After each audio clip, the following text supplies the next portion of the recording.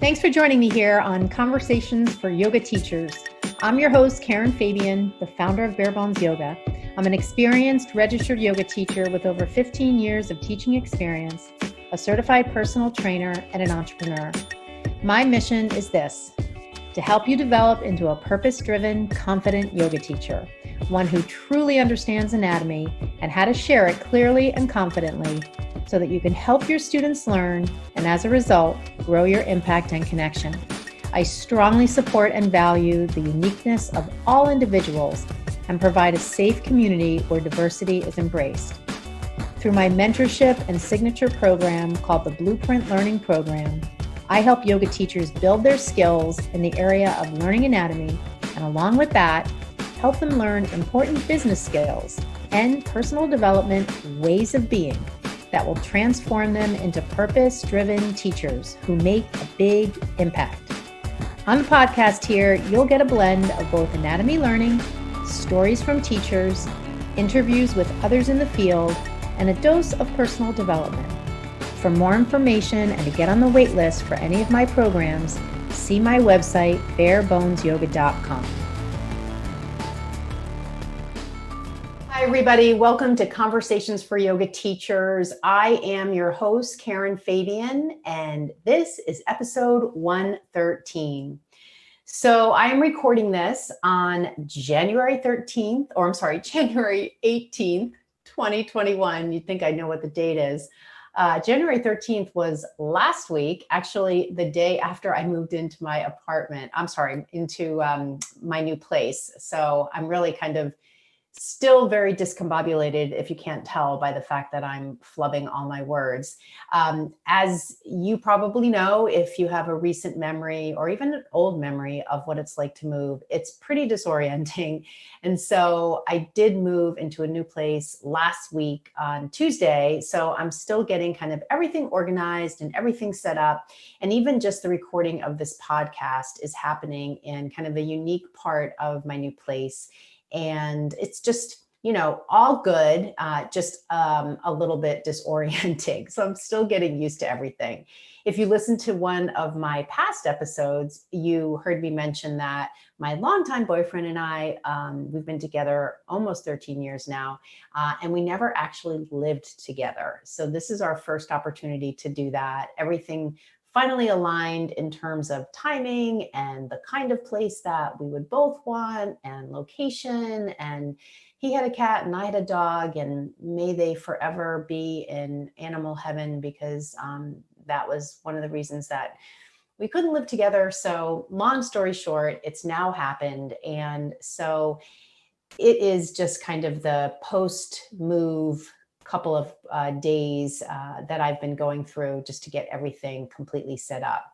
So having said that, I want to start out by letting you know that on the 30th of this month, I am hosting a virtual wellness event, and I've done a similar thing twice in 2019, live and in person, here in Boston. And they were so much fun, these wellness events, that I wanted to do another one in 2020. Well, of course, the pandemic foiled my plans for that. So once last year, came and went, I finally just decided to do it virtually. And I do hope, and I know that at some point in the future, I'll be able to host another one of these live and in person. Although for now, I'm really, really glad that I have an opportunity to do it virtually, because it's actually going to give more of you an opportunity to join in, where coming to Boston might not be in your short or long-term plans. So the fact that this is going to be virtual is actually something I'm thrilled about, and I'm really excited about hosting this event. Now, in terms of what you'll get if you sign up, it's a full day, almost a full day, from 9 in the morning till 3 in the afternoon of wellness activities. They're really short sessions. I think the longest we'll probably go is maybe 40 minutes of yoga. And the reason I made them short is because I recognize, of course, you're in your house, you're on the computer, you probably don't want to do that for long bouts of time. And the other thing that I did is I decided to really mix up the sessions so that some are more sitting down, some are more moving, some are more totally focused on meditation or deep relaxation. Some of them are more kind of fun and interactive. So there's really a wide variety. The whole theme of the day is to focus on you, your health, feeling good, giving you strategies for health and wellness. And also, one of the sessions I'm really interested to do and excited to do is a short presentation I'll be doing on neuroscience. I've learned so much in the past year about it. And on a personal level, understanding more about how the brain works is a definite good thing when it comes to your overall health, and especially when it comes to decreasing stress. So the event is the 30th of January. I'm limiting it to 10 people because I really want the group to be small so that everybody has a really good chance for interaction, and it's just not kind of like a sea of faces on the computer. So right now, there are only 3 spots left, or maybe 4. So make sure you grab your spot today if you're interested. It's also still early bird pricing, so it's only $99 for the whole event. And I send you this really cool wellness box when you sign up, which I'm thrilled to be partnering with an artisan on Etsy to send those wellness gift boxes out. And I just love supporting small business and a small business owner.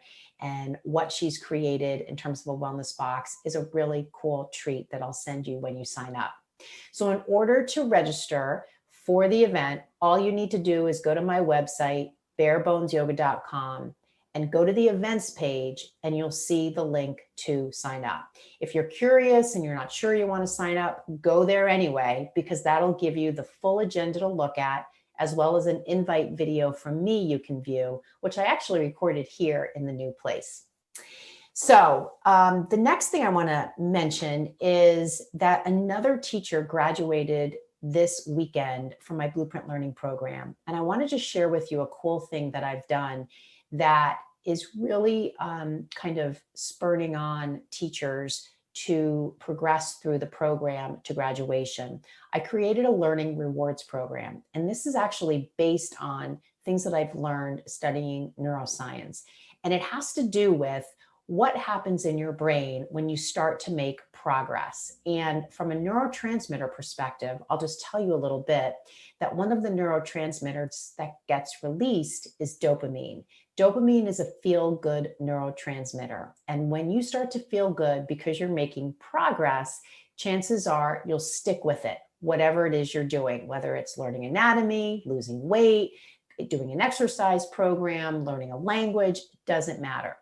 And so my learning rewards program is basically geared to leverage the body and the brain's reaction by giving teachers 3 coaching calls that they need to complete with me in a certain period of time. And at the end of the 3rd one, they graduate from the program. In between each call, they're going through the course part of my program on their own. And then during the coaching calls, I ask questions. We go over the results of the quizzes they've taken, any questions they have, do some practice teaching. So it really brings the program to life. And every time they do a call, they get a little bit of money back from the investment they made in the course. And so that's the tangible return on investment they get. And the progress they're making along the way gives them that kind of positive feel-good dopamine hit. And so they stick with it. And at the end of the 3rd coaching call, not only do they graduate from the program, but they also get back $100. They've earned back $100 of their investment in the Blueprint Learning program. So if all of this sounds interesting to you and a really good format for you to be part of in order to learn anatomy once and for all and how to apply it to your teaching, get on my wait list, which is on my website. You'll see the wait list for the Blueprint Learning program. And at least once a month, I open enrollment. If you're on the wait list, you'll be one of the first people to find out when the doors open. The other thing I wanted to share with you, which is again kind of in this area of brain science, is the power of mindset shifts. And I want to just tell you a quick story. And this also comes from one of the teachers that is currently enrolled in my Blueprint Learning program. She and I have been working together doing some coaching calls. And I noticed a big change when we did a recent coaching call, and that she seemed much calmer, much more kind of in control of the studying she was doing, using my program as the basis for her work efforts. And I said to her at the end of the call, I said, I really feel like you're so much calmer and so much more in control. Can you tell me, is that correct? Does that observation I'm making resonate with you? And what do you think that's about? And so what she shared was that she really decided to take the pressure off herself when it came to getting the program done. And she found that she was putting a lot of pressure on herself, and it was actually making her not enjoy doing the program, when in fact, she had enrolled completely of her own volition. And yet it seemed, from what I made out from what she was saying, it seemed to have turned into something that was kind of like another job, or kind of sort of like a pain. And so once she decided to let the pressure off herself, because it was really self created, she said, all of a sudden she found all this extra mental space to devote to studying, and she actually started to have fun. And so that's a great example of a mindset shift. And I want to let you know that when I work with teachers and I ask them questions and they use certain words, I can tell when they're putting pressure on themselves, when they say things like, I have to get this course done, or I really need to graduate from this course, or I really need to learn how to do this, or it's so much information, I really need to be able to get through it all. That kind of verbiage really conveys that you're putting pressure on yourself. So I want you to really listen for the actual word choice that you're using when you talk to other people, or even when you talk to yourself. And if you use these kind of high pressure words, I want you to just stop and ask yourself, who's saying it has to be done right away? Who's saying this has to be done? Because if you start to question yourself, what you'll probably find out is that you're the one putting the pressure on yourself.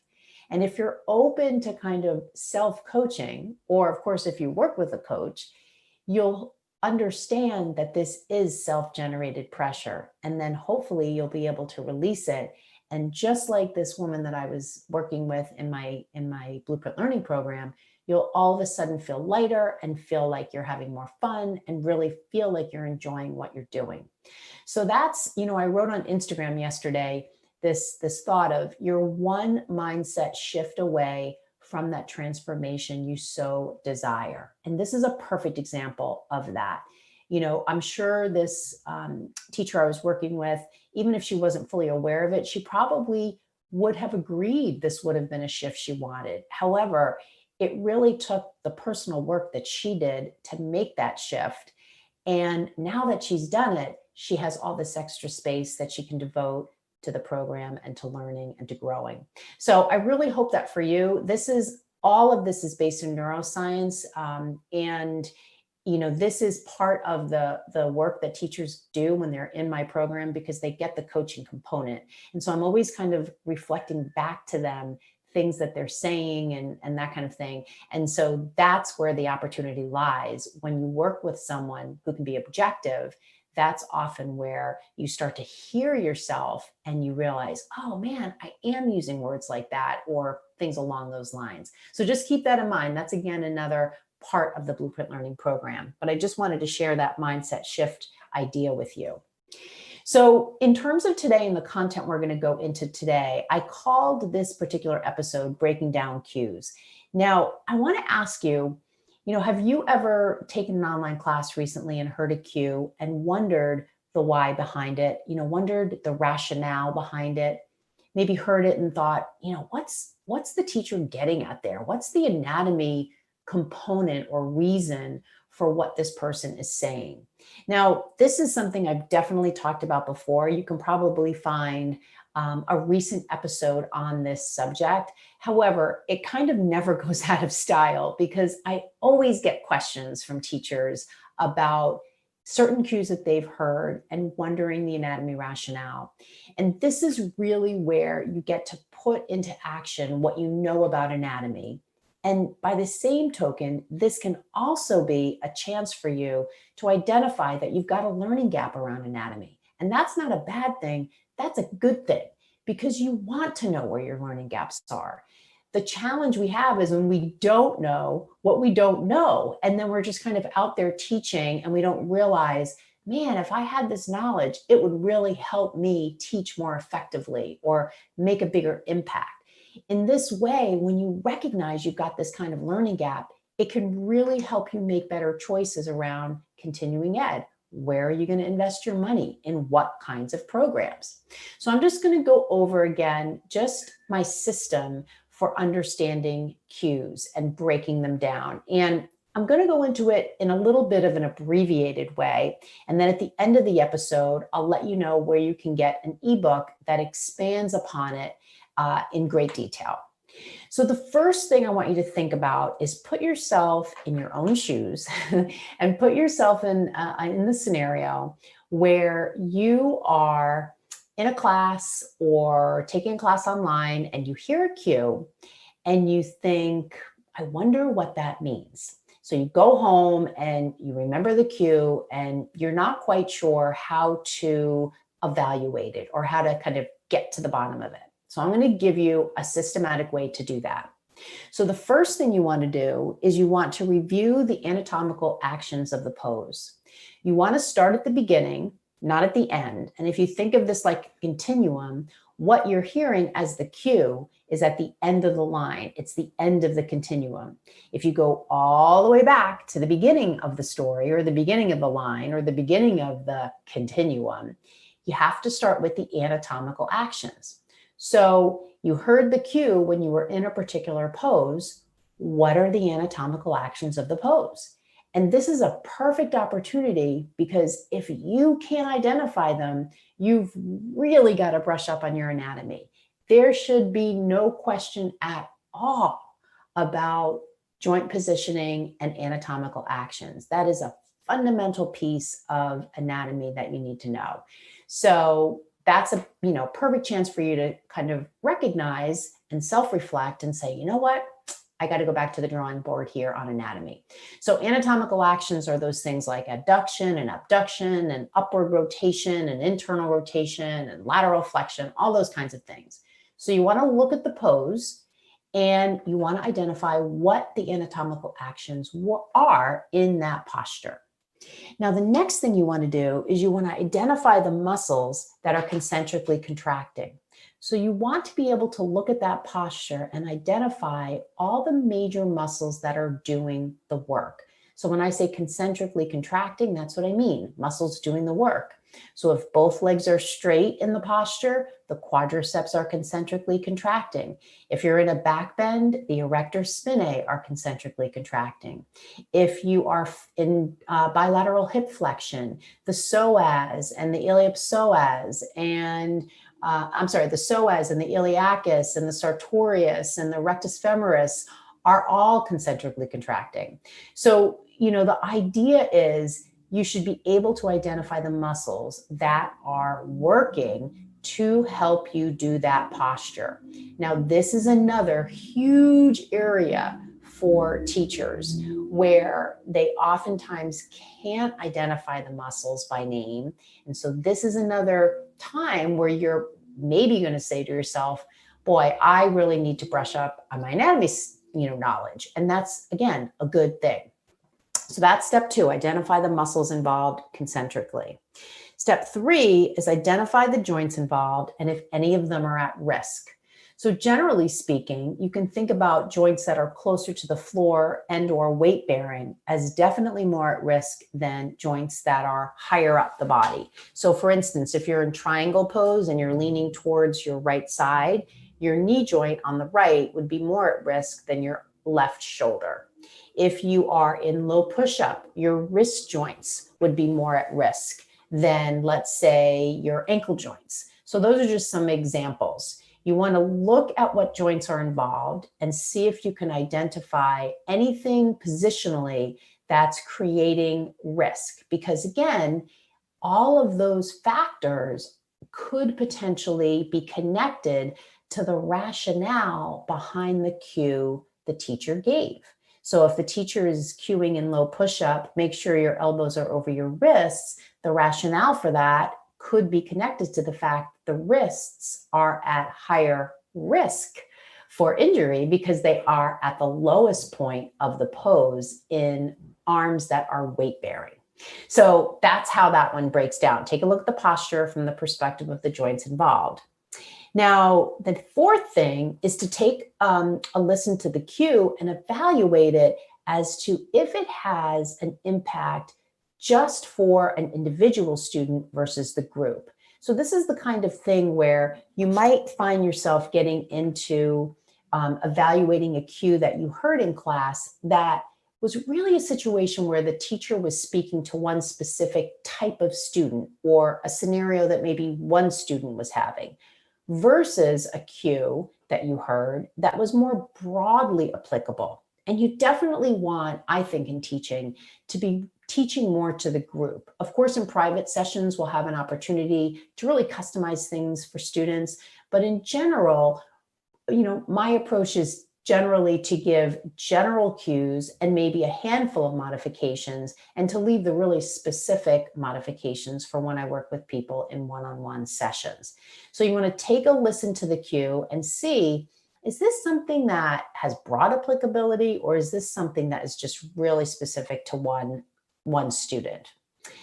The next thing is really important. You want to take a listen to the cue and evaluate it as to if the cue applies to a dynamic movement or a static posture.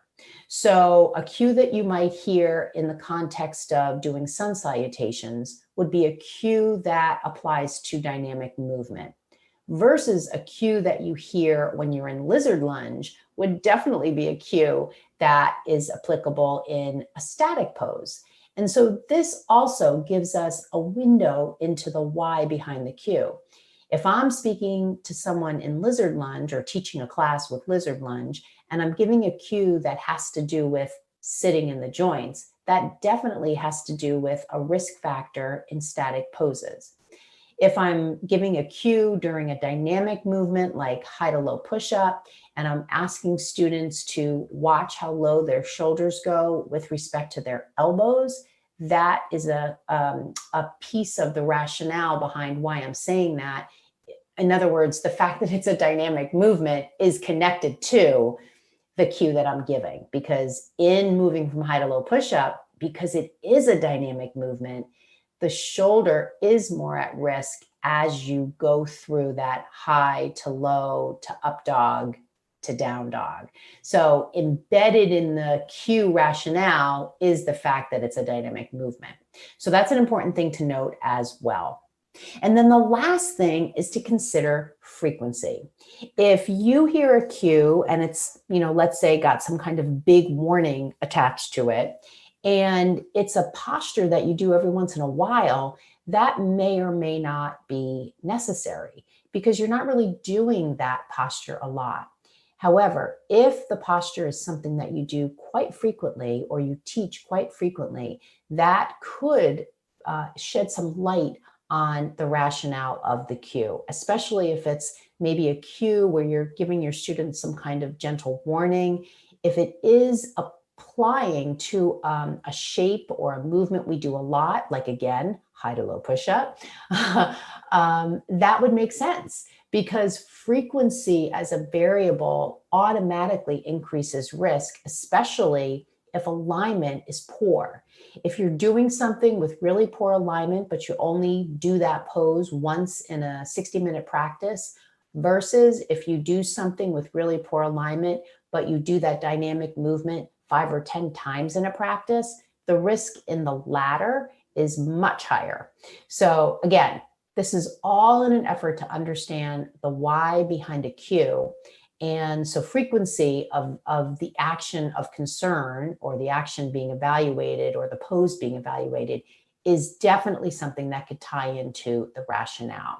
So let me just go over with you what these 6 points are. And again, these 6 points are just kind of an abbreviation of the entire evaluation framework that I created.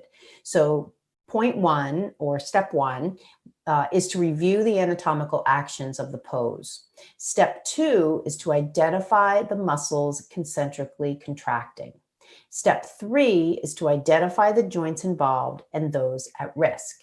Step 4 is to determine if the pose, or the pose being evaluated or the cue being evaluated, is one that applies to the group or to the individual.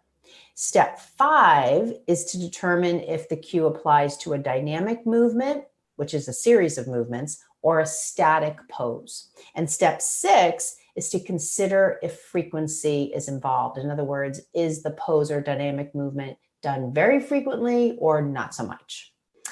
So let's just look at a couple of examples. So the first one is the cue that you probably have heard every once in a while that has to do with, or some variation of saying, don't lock your knee in tree.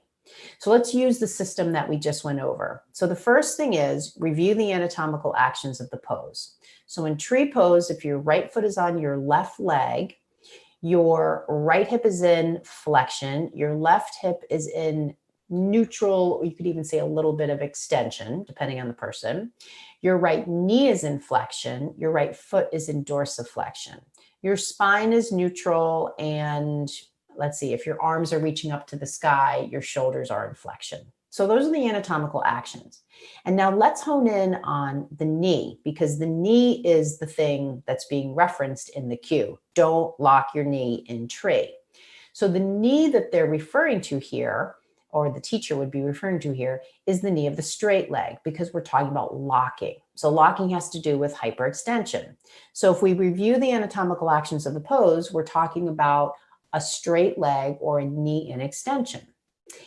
The next part of the framework is to identify the muscles involved concentrically. So if I have a straight left leg, the major muscle creating that action would be the quadriceps, because that's the muscle concentrically contracting when knee extension is the joint action.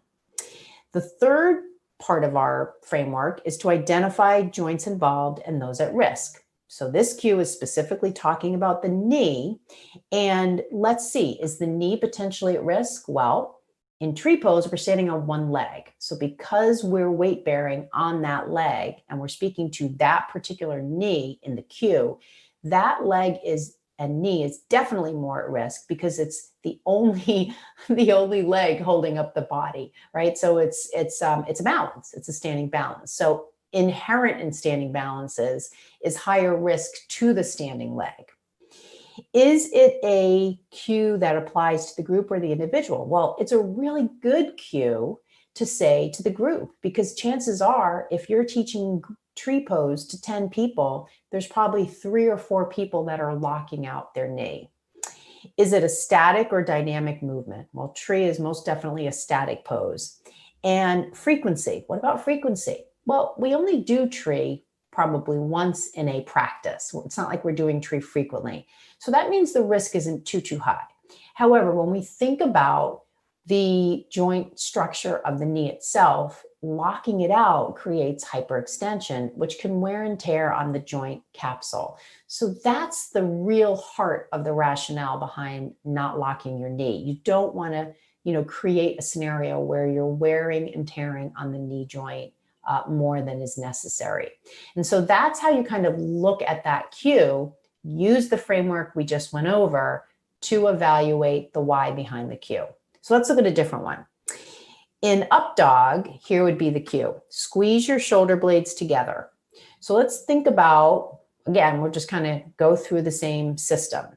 Review the anatomical actions of the pose. So there's a lot of anatomical actions in up dog. Here, the cue of question is squeeze the shoulder blades together. So let's hone in on what the shoulder blades are doing from from an anatomical action perspective.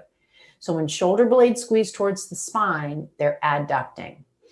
And let's look at the next thing. The next thing is identify the muscles involved concentrically. So what muscle adducts the scapula? Well, that would be 2 muscles in particular, the rhomboids and the middle trapezius. So that gets you step 2. Step 3, identify the joints involved and those at risk. So here, again, the cue of question is specifically to shoulder blades. So the joints would really be shoulders because the shoulder blades aren't a joint, they're a bone. So the issue here would be, or the joints involved would be shoulder joints, and your shoulders in up dog are extended, right? Shoulders are an extension and adduction. I'm sorry, your shoulders are an extension and extension. Why am I? Oh, an external rotation. I had a little brain blanking out there. Shoulders are in extension and external rotation, and scapula are adducting. Group versus individual. Well, squeezing the shoulder blades together in up dog is a great general cue you can give to the group. It definitely is not something you would only hone in on one person for. Dynamic versus static. Well, I think this is kind of variable. There's plenty of times you're doing up dog in the context of sun salutations, which makes it a cue you'd hear when you're doing a dynamic movement. You could also do up dog and hold it a little bit longer. However, I think for the most part, people are doing up dog in the context of dynamic movements. And then consider frequency. I think you'll agree that up dog is a posture we do a lot in a class. So it's definitely something that we want to be sure the alignment's correct, and we want to just keep our eye on the cues we use, because it is a pose people are doing a lot. So we want them to be able to do it to the best of their ability and in good alignment. So having said that, let's go back to the cue. So squeeze the shoulder blades together in up dog. We want to create more adduction. So if we're using those muscles, the rhomboids in the middle trap, they are concentrically contracting to create that adduction. So the cue itself is a perfect verbalization of the joint action you want the student to create. And that really in and of itself is the reason for the cue. We want to support the joint action that is present. Let's do one more. This last one is, let's imagine you're in chair pose and you hear the cue to draw your belly button to your spine. And you might wonder, I wonder why the person is saying that. Well, oftentimes in chair pose, what you may experience or what you may see in your students is a big sway back. It's kind of like the lower back is sort of caved in. And that's known as a lordosis, which is a sway back, versus a hunchback, which is a kyphosis. And when we have kind of that big sway back, it's helpful to create more neutral alignment. But I'm jumping ahead of myself here. Let's go back to the system that I explained. Let's use it to try to figure out the why. So you're in class and you hear somebody say, draw the belly button into the spine. So let's take a look at step one. Review the anatomical actions of the pose. So in chair pose, we've got hips in flexion, knees in flexion, and we've got spine in extension, okay? We've got the pelvis with an anterior tilt versus a posterior tilt. This is potentially a little confusing, but think about an anterior tilt as the top of the pelvis tipping forward versus a posterior tilt where the front edge of the pelvis tips back. So let's go to the next one. So the next one is identify joints involved and those at risk. So here, if we look at the joints of the lower back as a particular joint, those could potentially be joints at risk, especially if we're looking at a student with a big sway back involved, rather than more of a straight neutral spine. So in this case, the joints at risk would most likely be considered the facet joints or the joints along the spine itself. Is it a cue you would hear for the group or the individual? This would definitely be something you could say to a group of people online or a group of people in a class. Asking people in chair pose to draw the belly button into the spine is a good general cue. Dynamic versus static. Well, we're often doing chair pose in the middle of sun salutations, but we could be doing chair pose in a static scenario as well. So it could go either way. And then consider frequency. We're probably having people do chair pose pretty frequent, certainly more than once or twice in a class. So this would be a cue we would definitely want to be sure we can explain, to be sure is pretty on target because it is a cue we could potentially be using a lot. So now let's go back to the cue based on what we know and see what we can figure out. So we've identified that we're in chair pose. We've got the spine in neutral. However, there's a bit of a sway back.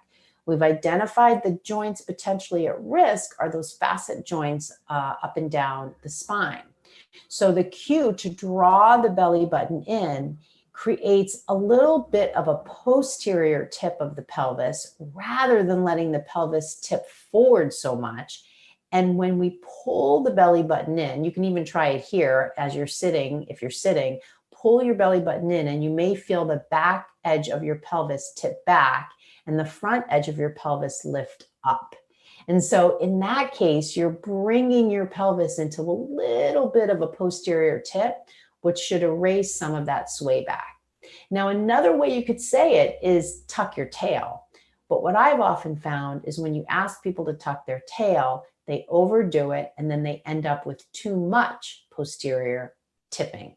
And so asking them to work the rectus abdominis and draw the belly button into the spine usually provides a more moderate posterior tip, and the student will end up in just neutral in terms of their spine. So that was a lot, right? It probably sounds like a lot of words. I want you to just, this might be the kind of podcast episode you listen to again, just to kind of get it. If you have questions, I want you to send me a DM on Instagram and let me know what came up for you and what your questions are, because I'd love to have some back and forth conversation with you and make sure that you really understand it.